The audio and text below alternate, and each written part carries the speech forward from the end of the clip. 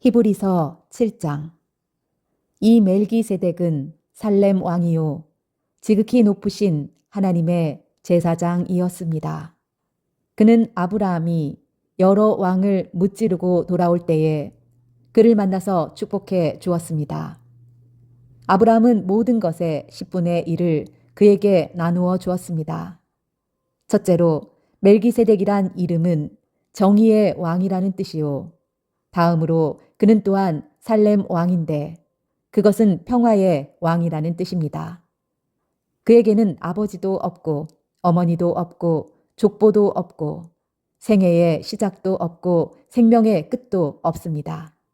그는 하나님의 아들과 같아서 언제까지나 제사장으로 계신 분입니다.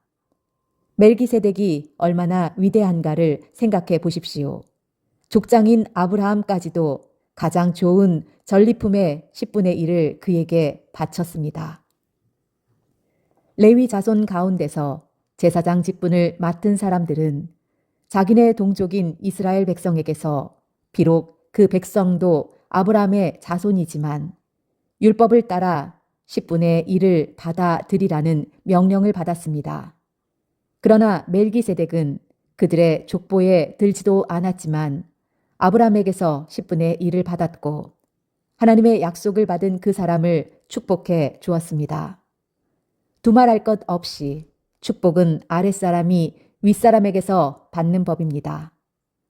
한편에서는 죽을 수밖에 없는 사람들이 10분의 1을 받고 다른 한편에서는 살아계시다고 입증되시는 분이 그것을 받습니다.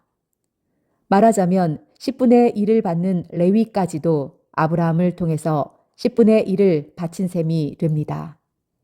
멜기세덱이 아브라함을 만났을 때에는 레위는 아직 자기 조상 아브라함의 허리 속에 있었으니 말입니다.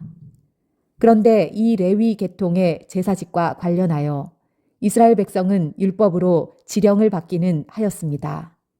그러나 만일 그 제사직으로 완전한 것이 이루어질 수 있었다면 아론의 계통이 아닌 멜기세덱의 계통을 따른 다른 제사장이 생겨날 필요가 어디에 있겠습니까? 제사직분에 변화가 생기면 율법에도 반드시 변화가 생기기 마련입니다. 이런 말이 가리키는 분은 레위 지파가 아닌 다른 지파에 속한 분입니다. 그 지파에 속한 사람으로서는 아무도 제단에 종사한 적이 없습니다. 우리 주님께서는 유다 지파에서 나신 것이 명백합니다. 그런데 모세는 제사장들에 관하여 말할 때에 이 지파와 관련해서는 말한 것이 아무것도 없습니다.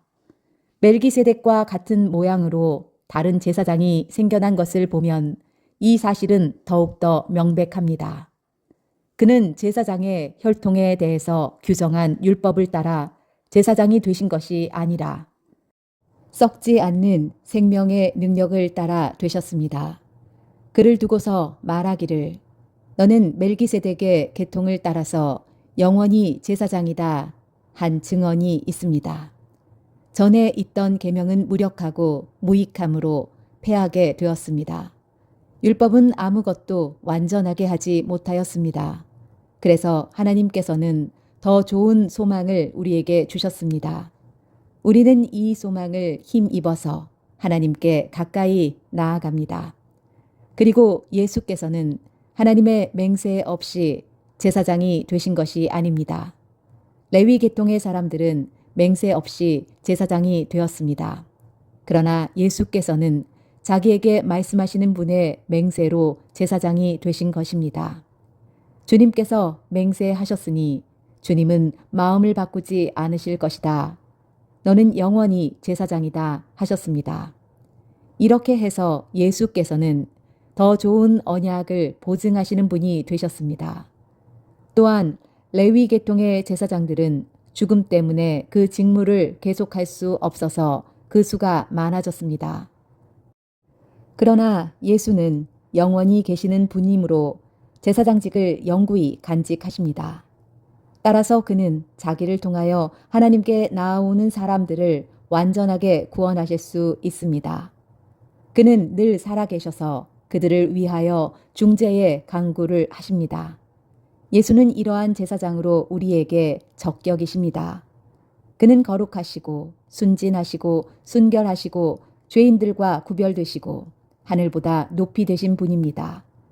그는 다른 대제사장들처럼 날마다 먼저 자기 죄를 위하여 희생제물을 드리고 그 다음에 백성을 위하여 희생제물을 드릴 필요가 없습니다.